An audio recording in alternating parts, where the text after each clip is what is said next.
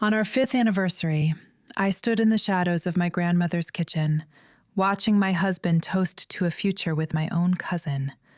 He thought the slow poison in my morning coffee had finally dimmed my eyes, but he didn't realize I was wide awake, preparing a final seating they'll never forget. Before I begin the story, please hit the like button and leave a comment to tell me which city you're listening from. Your presence here heals my heart. Now, let's listen to my story. Sophia's table. I like the sound of that. It has a certain elevated ring to it, don't you think, darling? Isabel's hearth always sounded a bit too much like a soup kitchen. Julian's voice, smoother than the expensive bourbon he was currently pouring into Nana Isabel's favorite crystal tumbler, cut through the dim silence of the closed restaurant. I stood just beyond the archway of the main dining room, the heavy brass handle of the front door still warm in my hand. In my other arm, I cradled a white bakery box, the unmistakable, comforting scent of cinnamon and nutmeg, the recipe Nana had perfected over 4 decades, already beginning to mock me. It was our 5th anniversary. I'd come to surprise him. "Oh, absolutely, Jules." Sophia's giggle, a sound I had once found endearing when she was a struggling art student I'd taken in, now scraped against my raw nerves like sandpaper on glass. It's time this place had a real identity, not just memories of old lady food. From my vantage point, I could see them. Sophia was draped over the antique mahogany bar, the one Julian knew Nana had imported from a pub in London with her first real profits. Her hand, with its cheap neon pink manicure, was tracing the rim of his glass. Julian, my husband of 5 years, the man who had swore to protect me, was looking at her with an intensity he hadn't shown me in 18 months. My stomach lurched, a physical reaction to the visceral, poisonous truth that was suffocating the air in the room. This wasn't just an affair. This was a hostile takeover of my entire life, my heritage, my sanity. Julian took a slow, deliberate sip, his eyes never leaving hers. "Elena will understand," he said, his tone casual, almost dismissive, as if he were discussing a change in the dinner menu rather than the dismantling of his wife's soul. "She's been so out of it lately. The stress of running this place is clearly too much for her. Poor thing can barely keep her eyes open past 8. Selling to Pendergast and letting you, reimagine it is really an act of charity on my part." I felt the blood drain from my face, a cold, numb sensation spreading from my fingertips to my core. The white bakery box felt impossibly heavy, a ridiculous symbol of a love that had apparently been a well-orchestrated performance. His words were a twisted blend of patronizing concern and naked ambition, a combination that made me want to scream and vomit simultaneously. Poor thing. The phrase rang in my ears, a cruel, ironic echo of the concern he'd feigned every morning as he'd handed me my special hazelnut coffee, the one he insisted on making to help me with my fatigue. A fatigue that, with a terrifying jolt of clarity, I now realized was far more sinister than mere stress. But I didn't scream. I didn't drop the box. I didn't even breathe. I just stood there, in the velvety darkness of the entryway, and let the wave of shock wash over me, followed by a searing, incandescent rage that felt cleaner, purer than anything I'd felt in months. Nana Isabel had always said, "The loudest storm doesn't always wash away the most dirt, Elena. Sometimes it's the quiet, steady rain that truly cleanses." Her voice, a gentle murmur in my memory, was my anchor. I couldn't afford to be a storm right now. I needed to be the rain. I needed to be invisible. I watched as Julian leaned in and kissed her, not a passionate, impulsive kiss, but a proprietary one, a seal on their sordid little deal. He was already the owner of Sophia's table in his mind. Isabel's hearth, the only home I'd ever truly known, the place where Nana's spirit still lingered in the scent of her cinnamon rolls, was just a line item in his portfolio, an asset to be liquidated and repurposed. The overwhelming fatigue that had been my constant companion for months suddenly seemed less like a mystery and more like a strategy. He hadn't just been waiting for me to break. He'd been actively chipping away at me, morning by morning, coffee by coffee. The thought was so grotesque, so chilling, that it almost eclipsed the pain of the infidelity itself. I was married to a monster. A calm, calculated, smooth-talking monster who was currently planning to gaslight me into handing him my inheritance. As I silently backed out of the restaurant, the heavy front door clicking shut with a sound that felt like the finality of a gavel, I let the white bakery box, with its foolish, celebratory contents, slide from my numb fingers into the alleyway dumpster. It was our anniversary, all right, but it wasn't a celebration of 5 years of marriage. It was the birth of my survival. He thought I was breaking, that I was poor Elena, but he had no idea what a Vance woman was capable of when her hearth was threatened. He wanted a war, but he was expecting a victim. He was about to find out that the quietest person in the room is often the one you should fear the most. I walked to my car, my steps light, my mind a cold, clear map of vengeance. He hadn't just stolen my past, he'd tried to steal my future. And for that, I was going to burn his world down. Quietly. The next morning, I returned to Isabel's hearth not as the owner, but as a ghost haunting my own life. I moved slowly, making sure my shoulders slumped and my eyes remained heavy, playing the part of the poor thing Julian believed me to be. The air in the kitchen, which for 40 years had hummed with the rich, deep notes of slow-simmered stalks and hand-kneaded dough, now smelled sharp and sterile, like a hospital corridor. I stood in the shadows of the pantry, watching as Sophia directed 2 workmen to haul out the heavy, cast-iron pots that Nana had seasoned with decades of love. "Just get rid of them," she chirped, her voice echoing off the tiles where I used to stand on my tiptoes to help Nana peel potatoes. "We're going for a clean, industrial look. Nobody wants peasant food anymore. We need efficiency, Jules. Frozen bases, pre-cut vegetables, that's how you scale a business." I felt a physical ache in my chest, a mourning for the recipes that were more than just food. They were the American dream served on a plate, the result of a woman who had pulled herself up by her bootstraps to build a legacy for her family. To Sophia, this was just old lady food to be discarded. To me, it was the soul of my ancestors being tossed into a scrap heap. The height of the desecration came an hour later. Julian was leaning against the counter, scrolling through his phone with that same smug, detached expression he'd worn while discussing my charitable disposal the night before. Sophia was laughing at something on her screen when she accidentally knocked over a half-full glass of expensive red wine. Without a second thought, she reached for the hook behind the door and grabbed the hand-embroidered apron Nana Isabel had worn every single day until the day she passed, the one with the intricate yellow primroses hand-stitched into the linen. I watched, frozen in the dark, as Sophia bunched that sacred fabric into a ball and used it to scrub the dark red stain off the floor. "Oops," she giggled, tossing the ruined, wine-soaked heirloom toward the trash can. "Good thing we're getting rid of all this junk anyway. It's so dusty." My breath hitched in my throat, a sob threatening to break through my carefully constructed mask of exhaustion.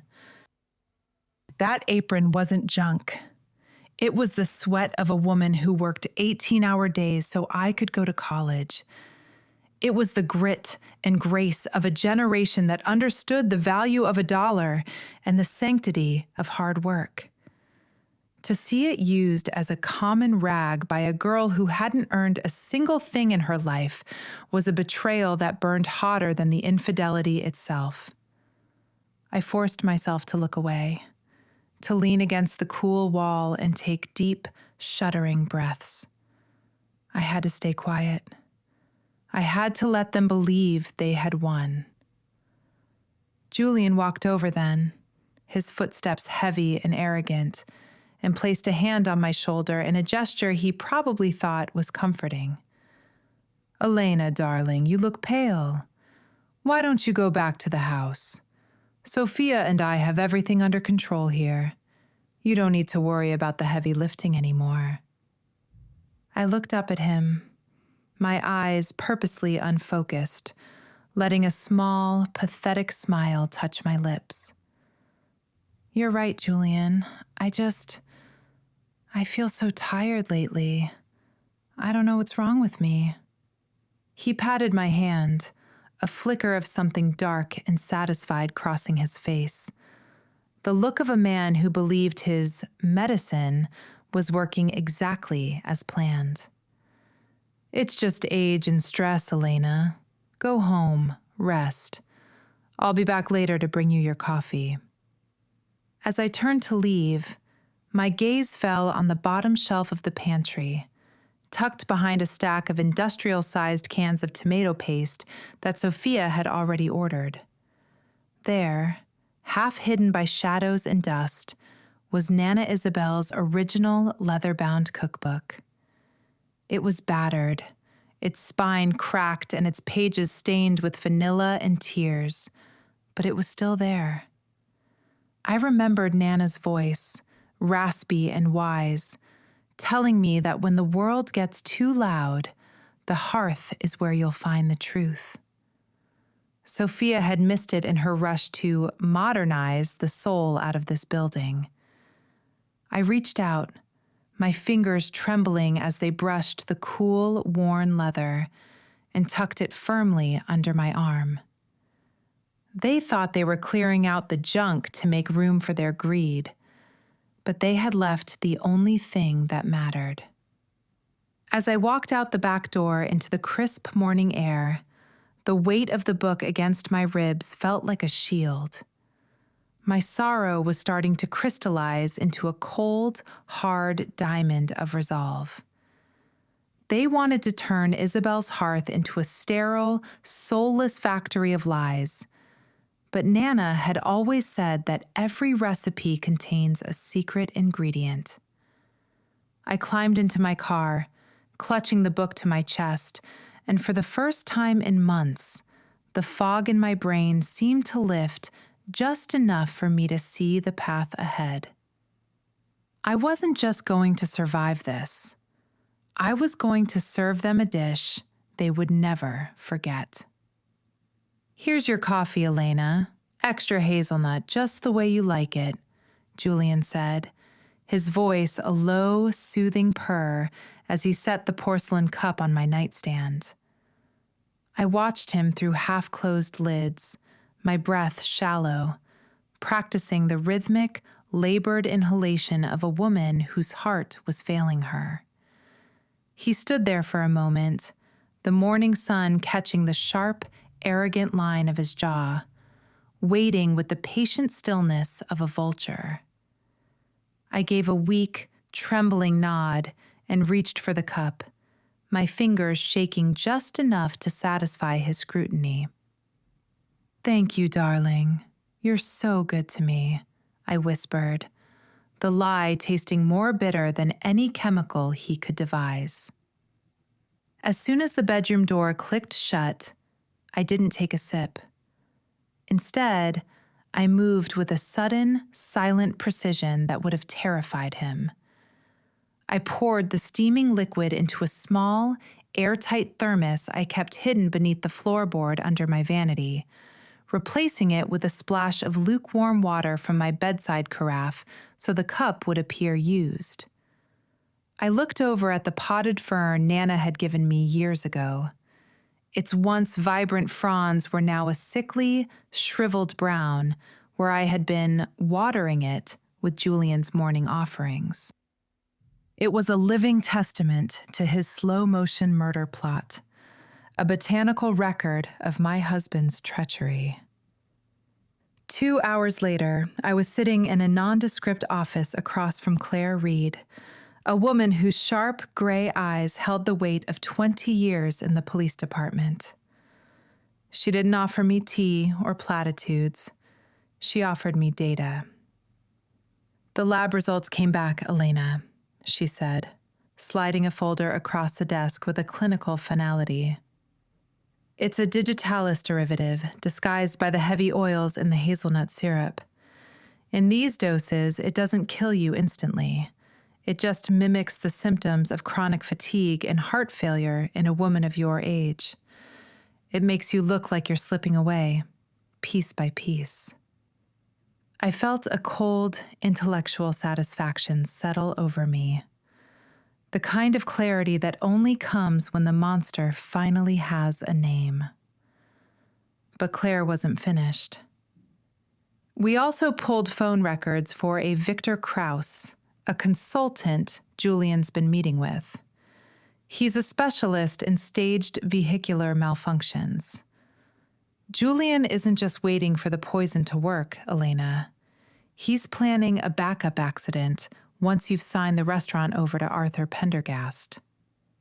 My stomach twisted, but my mind remained sharp. They didn't just want my life. They wanted the $3 million Isabel's hearth was worth on paper, and they wanted it clean. I wasn't just a wife to Julian anymore. I was a hurdle to be removed for a commission check. I returned home and resumed my role, the invisible observer in a house full of snakes. I spent the afternoon huddled in Nana's old armchair, draped in a heavy shawl, looking every bit the frail, defeated widow-to-be. I watched from the window as Julian and Sophia stood in the driveway, their heads close together as they looked at the restaurant across the street, their laughter carrying on the wind like a foul odor. They thought I was a broken woman, a spent force. But while they were busy measuring the windows for Sophia's table, I was in the library of my own mind, cataloging their crimes. I wasn't doing this for revenge anymore. I was doing it for justice. My body felt lighter, the fatigue replaced by a simmering, focused adrenaline. I was no longer the victim of their story.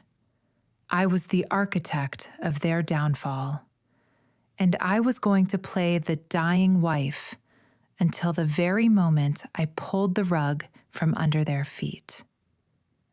The true turning point came that evening, under the dim glow of a single lamp, as I finally opened the battered, leather-bound cookbook I had rescued from the pantry.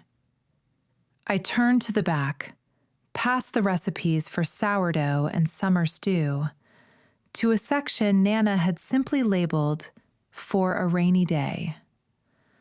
Tucked inside the lining of the back cover was a heavy, cream-colored envelope addressed to me in her elegant, old-fashioned script.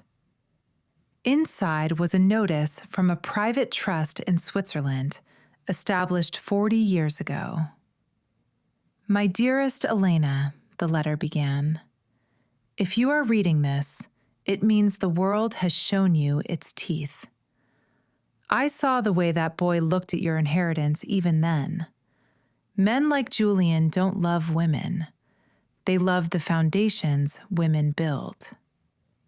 I felt a sob catch in my throat as I read her words, the wisdom of the silent generation reaching across time to guide me.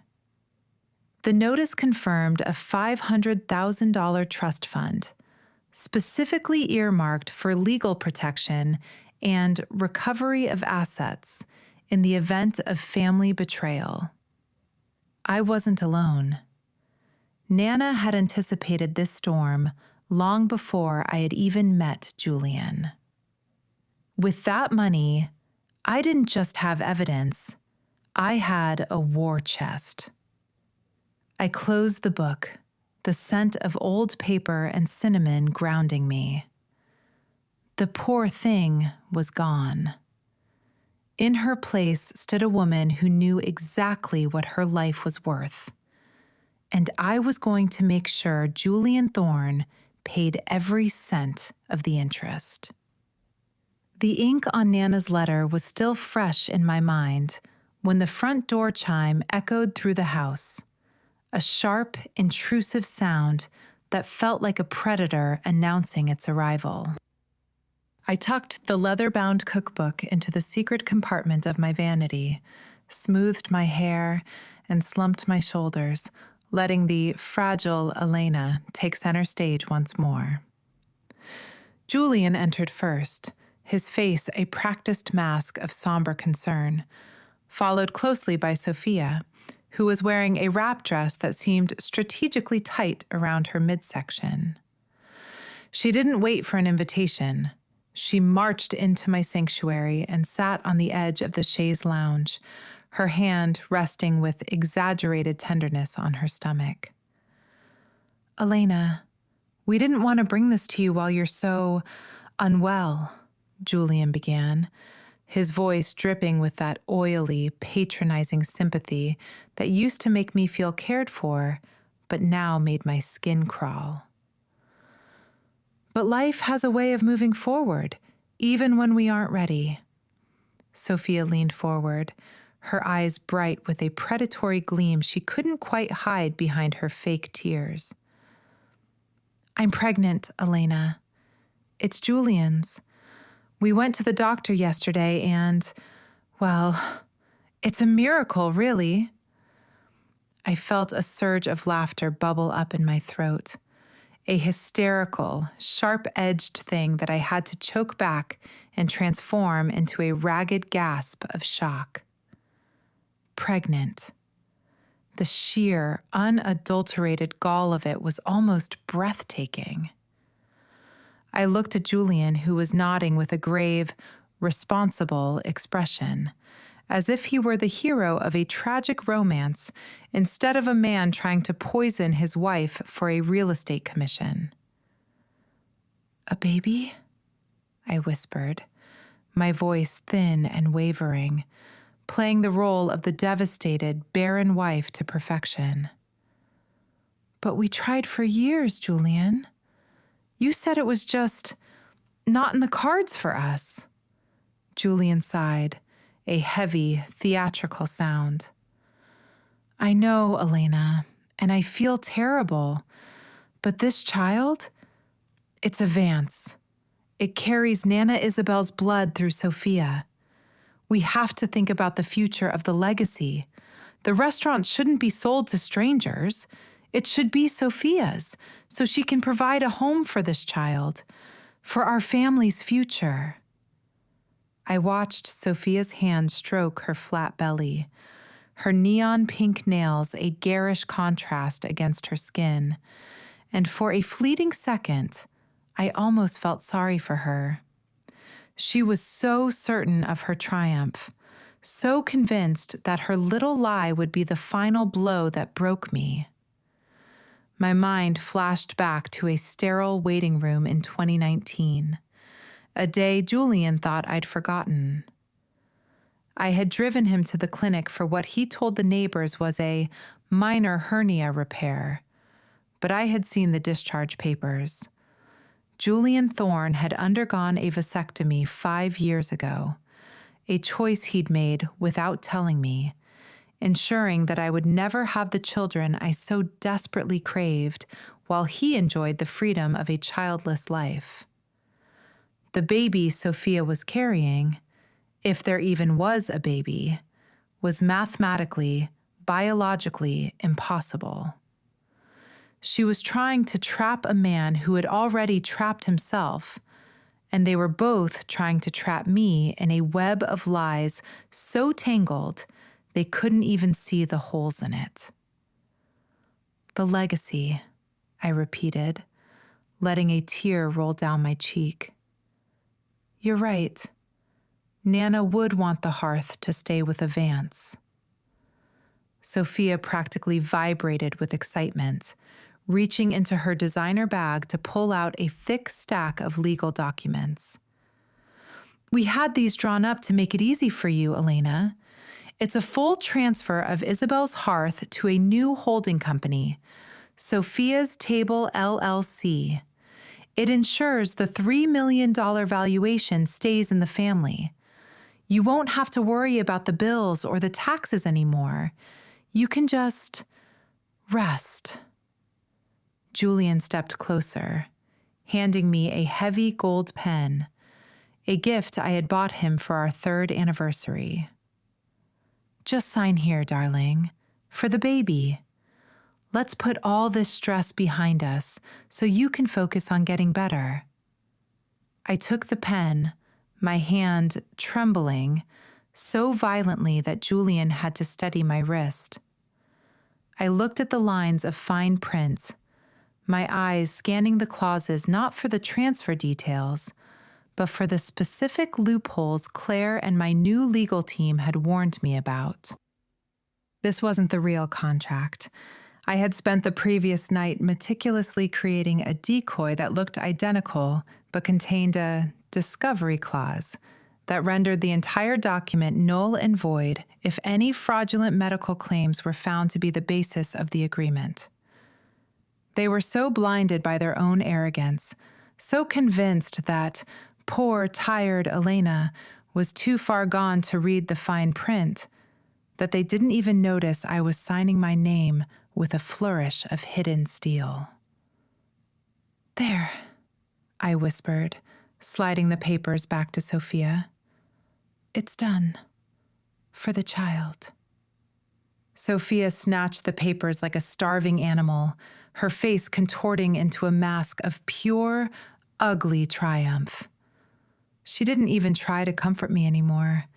She just looked at Julian and smirked. They had what they wanted, or so they thought. As they walked out the door, already whispering about paint colors and menu prices, I sat back in my chair and let the mask slip. The trap was set. They had come for my hearth, my name, and my life. But all they had walked away with was a piece of paper that was about to become their arrest warrant. The dinner party was only a week away, and I was going to make sure the miracle baby was the guest of honor. My dear friends, have you ever felt like the person you trusted most was the one creating your darkest days? What would you do if you found out your kindness was being used against you? Please share your thoughts in the comments below, and don't forget to like this video to support the truth. Now, let's see how I turned the tables.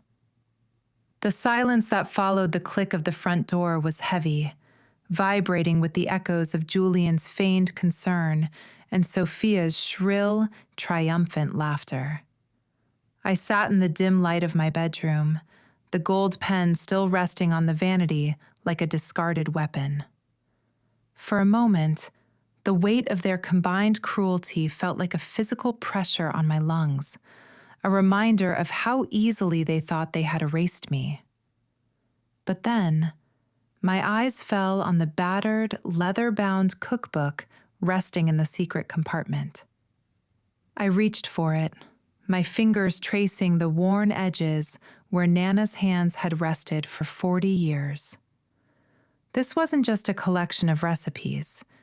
It was a roadmap through the storm.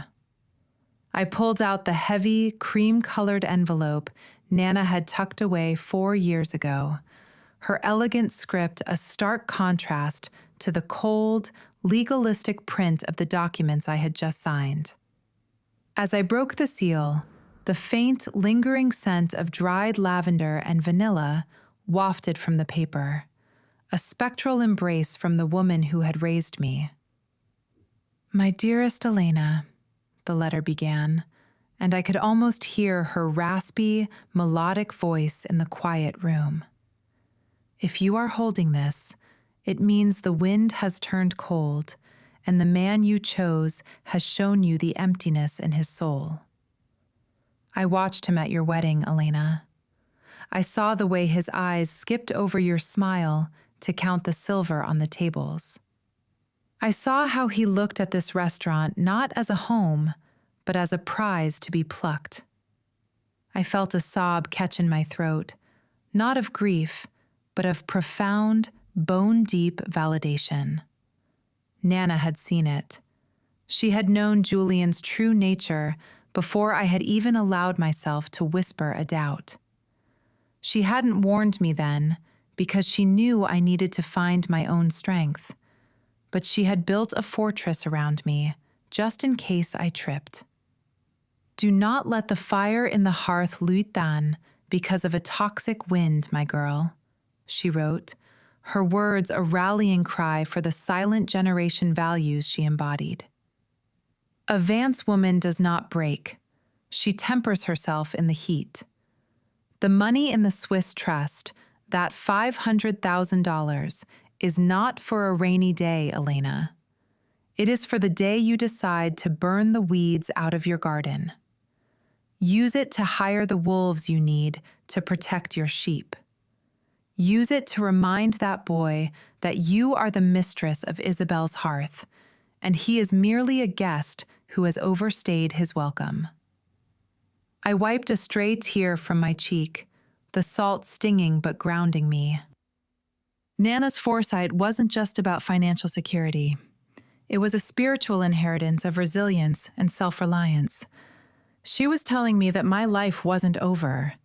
It was being reclaimed. I stood up, and for the first time in months, my knees didn't shake.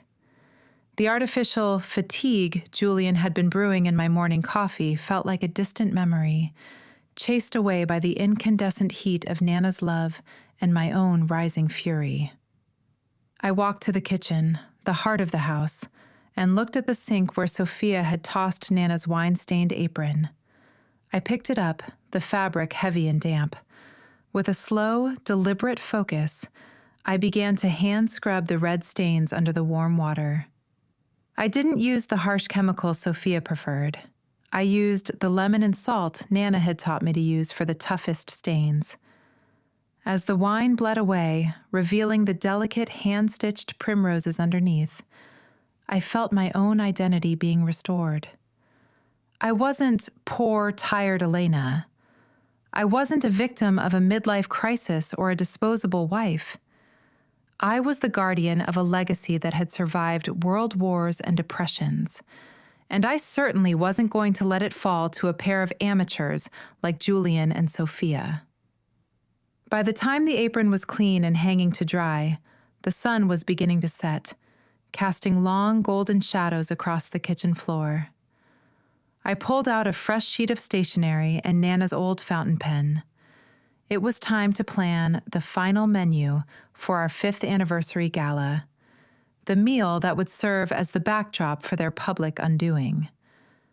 I thought about the hazelnut coffee Julian brought me every morning with that smirk, and I smiled back at the empty room. I would give them exactly what they wanted, a night they would never forget. I began to write, my hand steady and my mind sharp as a chef's knife. Course 1, the bitter truth. Course 2, the weight of the past. I would use the trust fund to hire a private security detail disguised as waitstaff and a legal team that would be waiting in the wings like a firing squad. The miracle baby was about to meet the reality of a Vance woman scorned. I closed the cookbook and pressed my hand against the leather, a silent promise to Nana. The hearth was still burning, and I was about to turn up the heat. The next morning, the sun crawled over the horizon, casting long, accusing fingers of light across our bedroom floor. But the real chill in the room came from the man standing at the foot of my bed. I watched Julian through the veil of my eyelashes, my breathing shallow and rhythmic, mimicking the heavy, drug-induced sleep he expected. He was already dressed for the day, looking every bit the successful restaurateur in his crisp linen shirt, his face a mask of serene domestic devotion. Then came the sound, the rhythmic, metallic tink, tink, tink of a silver spoon stirring a porcelain cup. It was a sound that used to signal the start of a beautiful day, a gesture of love I had bragged about to my friends for years. Now, it was the sound of a countdown. The aroma hit me a second later, the cloying, artificial sweetness of hazelnut. It was a heavy, oily scent, designed by a chemist to trigger comfort, but now it served a darker purpose. It was the olfactory camouflage for the digitalis derivative that was slowly, methodically, turning my heart into a failing engine. "Good morning, my sweet Elena," Julian murmured as I made a show of waking up, letting my eyelids flutter with a practiced, lethargic heaviness. I reached for the cup, my hand trembling just enough to make the liquid ripple against the rim. He sat on the edge of the bed, his weight shifting the mattress, and placed his hand over mine. His skin felt like a cold, dry parchment. "You look so tired, darling. I hate seeing you like this.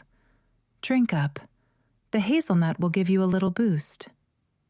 I looked into his eyes, those clear, blue eyes I had once drowned in, and I saw nothing but the cold calculation of a man checking his watch. He wasn't looking at his wife. He was looking at an obstacle that was 75% removed. I took a small, careful sip, letting the hot, bittersweet liquid coat my tongue, but refusing to swallow, holding it in the back of my throat like a secret. "Thank you, Julian. You're always so thoughtful," I whispered, the words tasting like ash. The moment he turned to pull the curtains, his back to me as he commented on the lovely weather for our anniversary week, I acted with the silent efficiency of a shadow. I didn't pour it into the sink, too loud, too obvious. Instead, I leaned over the side of the bed and emptied the mouthful and the rest of the cup into a small insulated thermos I kept tucked inside a hollowed-out stack of vintage cookbooks on my nightstand. I replaced the volume, my heart hammering against my ribs, not from the drug, but from the raw, jagged adrenaline of the hunt. When he turned back, the cup was empty, and I was leaning back against the pillows, eyes closed, playing the part of the fading matriarch. "There's my girl," he said, his voice a patronizing pat on the head. He leaned down and kissed my forehead, a dry, clinical press of lips, and for a split second, I had to suppress the urge to wrap my fingers around his throat. "Rest now. Sophia and I have everything under control at the restaurant. We're finalizing the plans for the Sophia's table transition. It's going to be a masterpiece, Elena. A true legacy." As the door clicked shut and his footsteps faded down the hall, I sat up, the faux fatigue vanishing instantly. I walked over to the corner of the room where a large, potted Boston fern sat in a decorative ceramic planter Nana had given us as a wedding gift. It had once been a lush, verdant explosion of life, the pride of our bedroom. Now it was a skeletal wreck. The fronds were brittle, a sickly, scorched brown, curling into themselves as if trying to hide from the very air. For the last 3 weeks, whenever I couldn't use the thermos, I had shared my morning coffee with the soil of this plant. The fern was my silent witness, a botanical canary in a coal mine. It was dying because of his love. It was being poisoned by the very thing he claimed was my medicine. I reached out and touched a dead leaf, and it crumbled into dust between my fingers, a physical manifestation of the marriage I had nurtured for 5 years. Julian believed he was a master strategist, a man who could outmaneuver a Vance woman in her own home. But he had made one fatal mistake. He assumed my silence was weakness. He thought the poor Elena he saw every morning was the only Elena that existed. He had no idea that while he was busy measuring the square footage of Sophia's table, I was measuring the length of his prison sentence. I took the thermos from its hiding place, feeling the weight of the evidence inside. This wasn't just coffee anymore. It was the bang ching thip, the steel trap evidence that would dismantle his life. Every morning he brought me this cup was another nail in his own coffin. I looked at the dying fern one last time and whispered a silent promise to Nana. The hazelnut was bitter, yes, but the justice I was brewing would be the sweetest thing Julian Thorne had ever tasted. I checked my watch.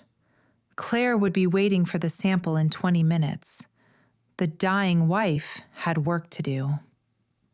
The static in the earpiece crackled for a second before smoothing out into the crisp, high-definition audio of Claire Reed's surveillance equipment. I sat in the darkened corner of the restaurant's upstairs office, a space Julian thought I was too confused to visit anymore, clutching a cold cup of tea as I listened to the wolves downstairs in the lion's den. The voices of my husband, my cousin, and Arthur Pendergast drifted up with a clarity that felt like a physical intrusion. "It's a masterpiece, Arthur," Julian was saying, his voice vibrating with a smug, oily charm that made my skin crawl. I could almost hear the sound of blueprints being unrolled on the antique mahogany bar I had spent years polishing. "We'll strip out the brickwork, replace the hearth with a sleek chrome finish open kitchen. Minimalism is the future. People don't come here for history anymore. They come for the brand." "And the name?" Arthur Pendergast's voice was dry, professional, and entirely devoid of empathy.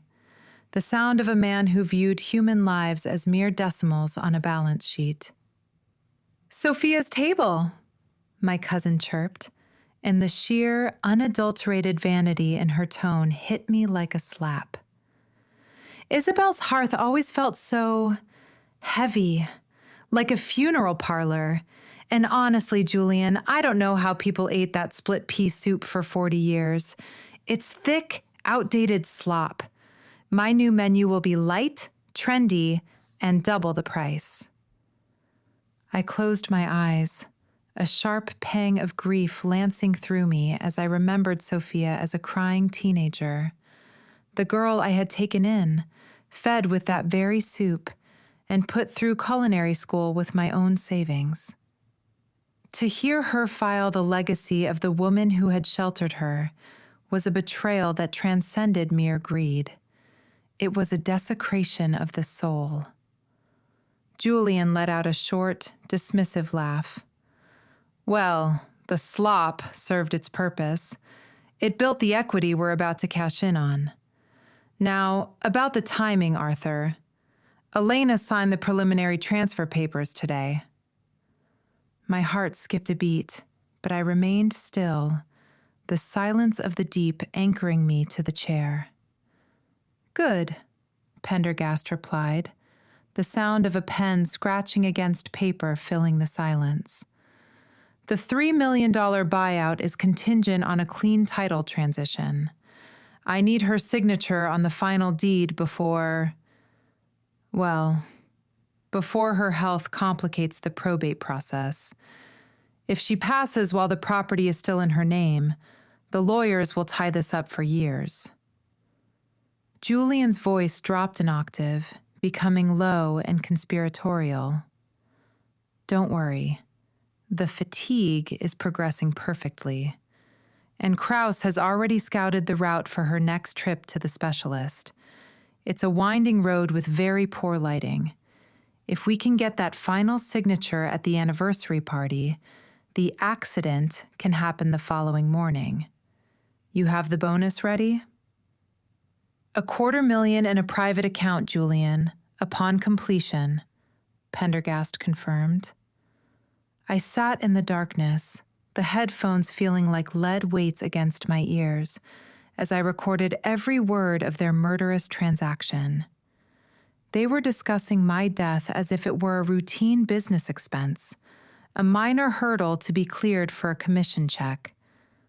The pain was there, a dull, aching throb in my chest, but it was being rapidly overtaken by a cold, sharp-edged clarity. Sophia wasn't just my cousin. She was a traitor. Julian wasn't just my husband. He was an assassin in a designer suit. I watched through the small slats of the office blinds as they toasted their success with a bottle of Nana's vintage cellar wine, a bottle she had saved for a truly special occasion. They laughed, their shadows dancing on the walls like caricatures of the people I thought I knew. Sophia leaned into Julian, whispering something about the Vance legacy finally being in capable hands, and I felt a surge of incandescent rage that finally burned away the last remnants of my hesitation. They thought they were the predators, and I was the prey. But they had forgotten one fundamental truth. A Vance woman knows every corner of her hearth, including the dark spaces where the traps are set. I reached down and sipped the cold tea, the bitterness a reminder of the hazelnut coffee I had been sharing with my dying Fern. I wasn't just listening to their crimes. I was documenting their downfall. I reached into my pocket and felt the cool, familiar weight of Nana Isabel's emerald ring, the one she had told me never to take off because it represented the unbreakable circle of the family. I gripped it so hard the metal bit into my palm, a silent vow to the woman who had built this sanctuary. Julian wanted a signature? I would give him one. Sophia wanted a new menu? I would provide the ingredients. And Arthur Pendergast wanted a clean transition?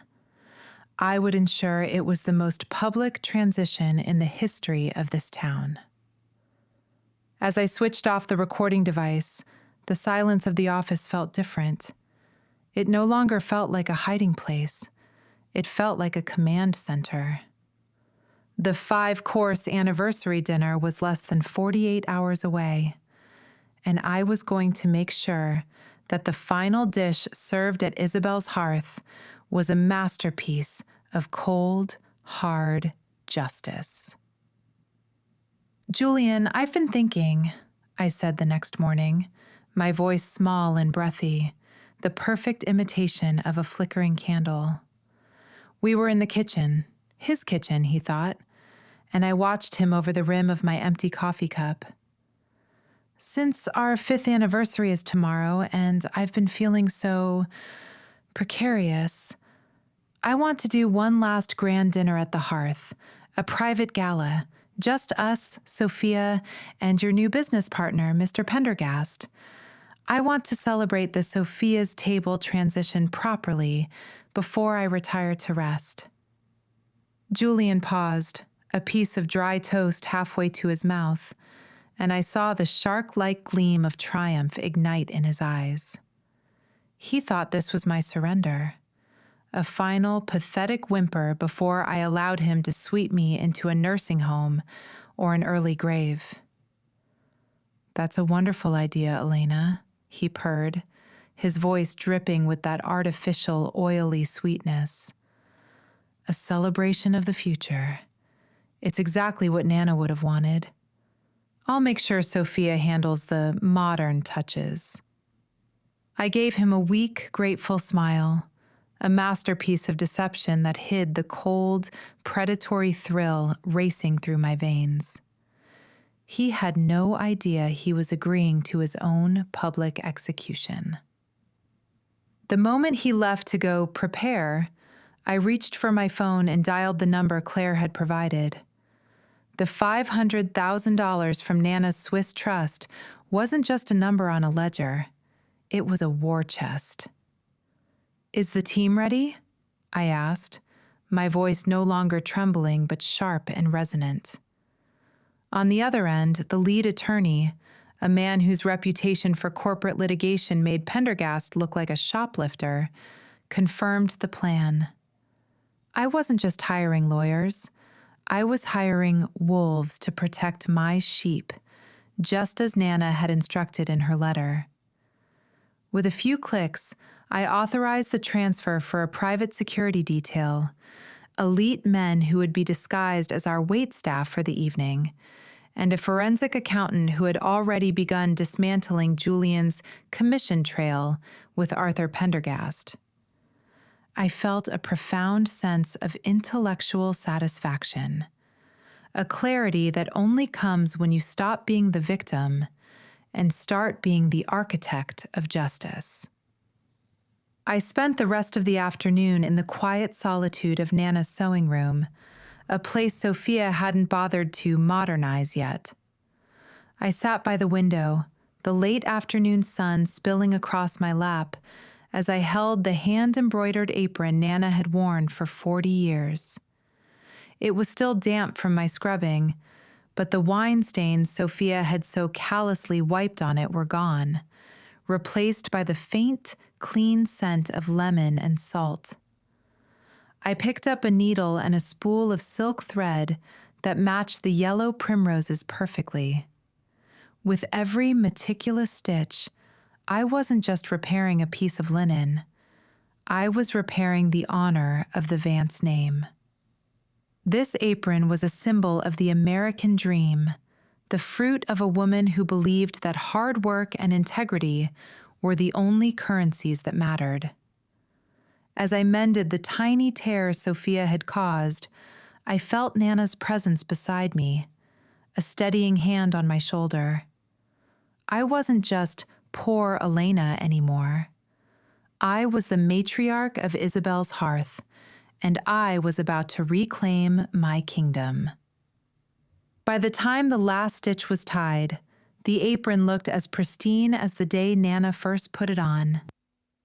I folded it carefully, my movements slow and deliberate, a ritual of preparation for the battle to come. I looked out at the restaurant across the street, the lights of Isabel's hearth flickering as Julian and Sophia busied themselves with their renovations. They were so focused on the paint colors and the new signage that they had forgotten the most important rule of the kitchen. Never underestimate the woman who holds the recipe. I went to my vanity and pulled out the secret menu I had drafted, a 5-course journey through their betrayals. Tomorrow, Julian would get the signature he so desperately craved, but it wouldn't be on a deed of sale. It would be on a confession. I closed my eyes for a moment, letting the silence of the house wash over me. I wasn't tired anymore. I was ready. The Vuki Bimut, the secret weapons of truth, heritage, and Nana's foresight, were all in place.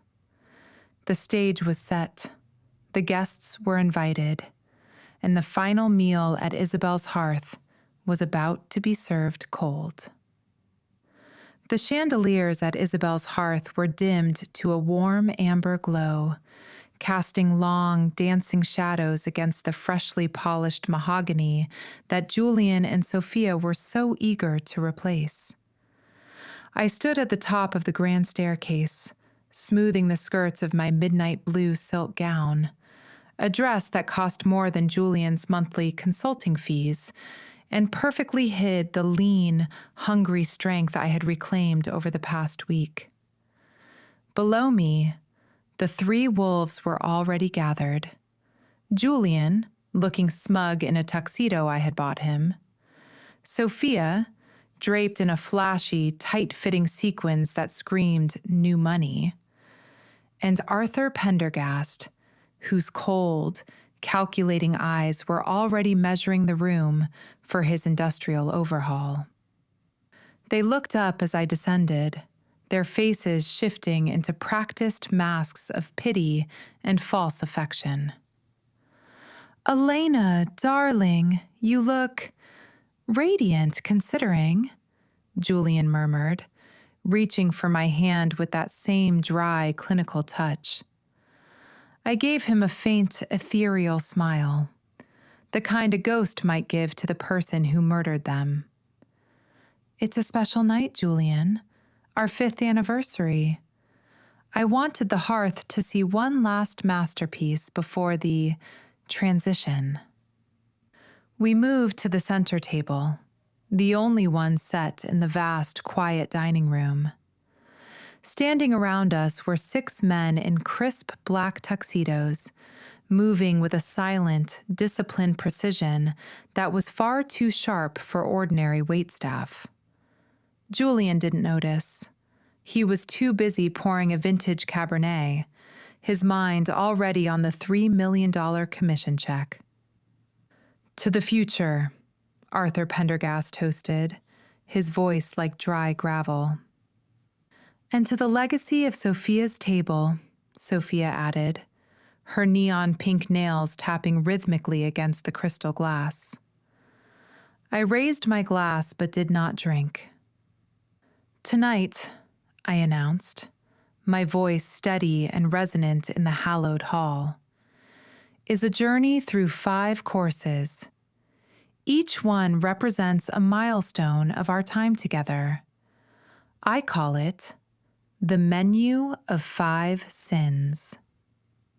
The first course arrived, a chilled hazelnut and bitter almond soup served in Nana's delicate bone china. Julian took a spoonful and paused, his brow furrowing slightly at the sharp, medicinal aftertaste I had meticulously balanced with lemon and salt. "It's interesting, Elena. A bit bold, isn't it?" he remarked, wiping his mouth. "It's the taste of a morning routine, Julian," I replied, watching him over the rim of my glass. "A reminder of the medicine we give the ones we love." He laughed, a short, dismissive sound, convinced I was merely being poetic in my delirium. Sophia, meanwhile, was barely eating, her eyes constantly darting to the clock on the wall. She was waiting for the signature, for the moment she could finally throw Nana's old lady food into the alleyway dumpster for good. As the plates were cleared, the tension in the room began to thicken, a palpable weight that seemed to vibrate under the surface of their forced conversation. I sat back, the silence of the deep settling over me like a suit of armor. I looked at Arthur Pendergast, who was checking his watch with a frown. "Is something wrong, Arthur? Are you in a hurry to see the accident report?" He froze, his glass halfway to his lips, his eyes darting to Julian. Julian laughed it off, leaning over to pat my hand. "Elena, you're letting your imagination run wild again. The stress is clearly getting to you. Why don't we just move to the final documents so you can go home and rest?" He reached into his jacket pocket, pulling out the deed Sophia had been salivating over, and laid it on the table like a trophy. "Not yet, Julian," I said, my voice dropping to a whisper that commanded the entire room. "We haven't reached the main course. And trust me, you're going to want to be conscious for this one." The lead waiter, the head of my private security detail, stepped forward, but instead of a tray of food, he held 3 heavy, blood-red envelopes. He placed one in front of each guest with a chilling, military precision. The air in the room seemed to vanish, replaced by a cold, suffocating silence. Julian's smug smile began to falter, his gaze flickering from the envelope to the 6 waiters who had now subtly blocked every exit in the restaurant. "What is this, Elena?" Sophia hissed, her neon nails digging into the tablecloth. I leaned forward, the amber light of the chandelier reflecting in my eyes with a predatory glint. "This, Sophia, is the final recipe. The one Nana Isabel saved for the rainy day you all worked so hard to create." "Open them," I whispered, my voice cutting through the thick, stagnant air of the dining room like a butcher's blade through soft suet. Julian hesitated, his fingers twitching near the edge of the red envelope, as if he could sense the heat of the fire inside. Sophia, however, was driven by a frantic, greedy curiosity. She tore hers open with a jagged rip that echoed off the high ceilings. I watched the color drain from her face, leaving her skin a sickly, sallow gray that matched the cheap sequins of her dress. Inside was not the deed to Isabel's hearth, but a high-resolution copy of Julian's 2019 medical records from the Northside Urological Clinic. Specifically, the post-operative report for a successful vasectomy. "What is this, Jules?" she stammered, her voice rising to a shrill, hysterical pitch that shattered the elegant silence. I leaned in, my shadow stretching across the table until it swallowed her whole. "It's a miracle, Sophia. Truly. Because unless that child is a biological impossibility, you've been lying to a man who's been lying to you since the day you met." Julian's eyes darted to the paper, then back to me, his arrogance crumbling into a pathetic, wide-eyed terror. He reached for his own envelope, his hands shaking so violently the paper rattled. He didn't find the $3 million buyout agreement he expected. Instead, he found the toxicology report from the lab Claire had used, a detailed analysis of the digitalis derivative found in the hazelnut coffee he had lovingly served me every morning. Beside it was a printout of his search history and his encrypted messages to Victor Krauss regarding a vehicular malfunction. I watched him choke on his own breath. The smug restaurateur vanished, replaced by a common criminal caught in the glare of a spotlight. "You thought I was fading, Julian. You thought the poor, tired Elena was too weak to read the ingredients," I said, my voice cold and rhythmic. "But a Vance woman always knows when her kitchen has been tainted by a rat." Arthur Pendergast didn't bother with words. He saw the shift in the room, the way the waiters had closed the circle, and he moved for the side exit with the desperate agility of a cornered predator. But the man in the tuxedo at the door didn't budge.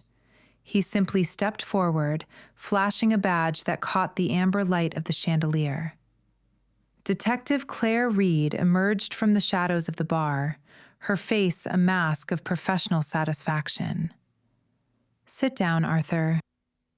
The forensic accountants are already at your office. It turns out laundering a $3 million buyout through a fraudulent holding company leaves quite a paper trail." The room erupted into a cacophony of accusations. Sophia turned on Julian, her claws out, screaming about the future he'd promised her, while Julian blubbered about stress and confusion, his eyes darting around the room like a trapped animal looking for a hole to crawl into. I stood up slowly, the heavy silk of my gown rustling like a warning. I didn't raise my voice. I didn't need to. The power in the room had shifted entirely, centering on the woman they had spent months trying to bury. I looked at the three of them: the husband who tried to kill me, the cousin who tried to steal my name, and the businessman who tried to liquidate my soul. And I felt a profound, chilling sense of catharsis. You wanted this place to have a clean, industrial look, Sophia? You're about to get one. I hear the walls in state prison are very minimalist. I turned to Julian, who was currently being hoisted from his chair by two of my security detail, his face wet with tears of self-pity. He tried to speak, to offer one last oily lie, but I cut him off with a single sharp gesture. Don't, Julian. Save your breath for the parole board. If you're lucky, they'll serve hazelnut in the cafeteria. The sound of sirens began to wail outside, the blue and red lights strobing against the frosted glass of the restaurant windows, signaling the end of the masquerade. As the police moved in to lead them away in handcuffs, Sophia was still wailing about her rights, and Julian was begging Claire for a moment to explain. I didn't give them another glance. I walked over to the mahogany bar, picked up Nana Isabel's favorite crystal tumbler, and poured the remains of Julian's expensive Cabernet into the sink. I watched the dark red liquid swirl down the drain, taking their greed and their lies with it. The air in Isabel's hearth suddenly felt lighter, the sterile, poisonous scent of the last few months replaced by the faint, lingering ghost of cinnamon and old wood. They were gone. The wolves had been caged, and the hearth was mine again. I walked to the door, my heels clicking a steady, victorious rhythm on the floorboards Nana had laid 40 years ago, and stepped out into the cool night air without looking back. A month had passed since the night the sirens drowned out the silence of the dining room, and as I stood in the center of Isabel's hearth, the air finally smelled right again. The sharp, clinical scent of Julian's modernization had been scrubbed away, replaced by the deep, soulful aroma of slow-simmered beef stock, roasted root vegetables, and, most importantly, the intoxicating warm embrace of Nana's cinnamon rolls. The sleek chrome fixtures Sophia had craved were gone, replaced by the warm glow of the original brass lamps and the sturdy, honest mahogany of the bar. Outside, the winter wind whipped against the frosted windows of the historic district, but inside, the hearth was roaring, casting a golden light that seemed to reach into the very marrow of my bones. I wasn't just standing in a building. I was standing inside a living legacy that had been reclaimed from the brink of extinction. The legal aftermath had been swift and unyielding, a clean cauterization of the rot that had nearly destroyed me. Julian's commission accounts had been frozen, and the evidence of the digitalis poisoning was so overwhelming that his lawyers were now scrambling for a plea deal that would still see him spending his golden years behind a very different kind of bar. Arthur Pendergast's firm was under federal investigation for racketeering, and Sophia, my poor, misguided cousin, had vanished into the legal system, her dreams of Sophia's table reduced to a stack of court-appointed psychiatric evaluations. Sometimes, in the quiet moments before the dinner rush, I felt a flicker of something like pity for them, not for the people they were, but for the hollowness they must have felt to believe that a life could be built on theft and poison. They had chased a ghost of success, while I had been sitting on the foundation of a century. With the remainder of Nana's trust fund, I hadn't just repaired the restaurant. I had established the Isabel's Legacy Fund, a foundation dedicated to helping women recognize the signs of financial abuse and providing them with the legal wolves they needed to protect their own hearths. It was my way of ensuring that Nana's foresight didn't stop with me. I had hired back the original staff, the men and women who treated every plate of food like a prayer, and we had returned to the menu that had built this neighborhood. There were no frozen bases or industrial efficiency here anymore. There was only the slow, deliberate work of people who understood that you cannot rush the soul. My fatigue had vanished, replaced by a grounded, resilient energy that felt like the earth itself. I was no longer a poor thing or a fragile wife. I was Elena Vance, the matriarch of the hearth, and I had never been more awake. As the first customers of the evening began to trickle in, their faces lighting up as they recognized the familiar warmth of the room, I walked back into the kitchen. I reached for the hook behind the door and pulled down Nana's apron, the one I had mended stitch by stitch, the one that smelled of lemon and history. I tied it around my waist, the fabric feeling like a suit of armor, and picked up the heavy silver ladle. My hands were steady, my mind was clear, and my heart beat with a rhythmic, healthy strength that no poison could ever touch again. I looked at the line of young chefs I was training, many of them women from the foundation, and I saw the same fire in their eyes that Nana must have seen in mine decades ago. We weren't just serving dinner. We were serving proof that the American dream doesn't belong to the loudest or the most ruthless. It belongs to the one who stays until the end to keep the fire lit.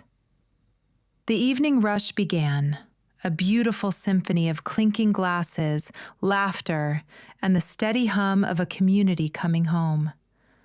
I stood at the pass, watching a young couple share a bowl of Nana's split pea soup, the outdated slop Sophia had despised, and I smiled.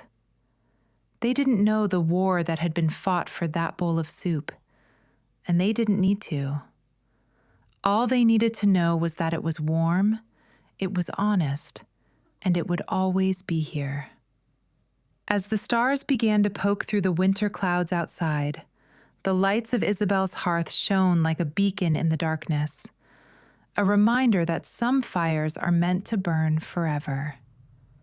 I was finally home, not as a victim of the past, but as the architect of a future that would never again be traded for silver.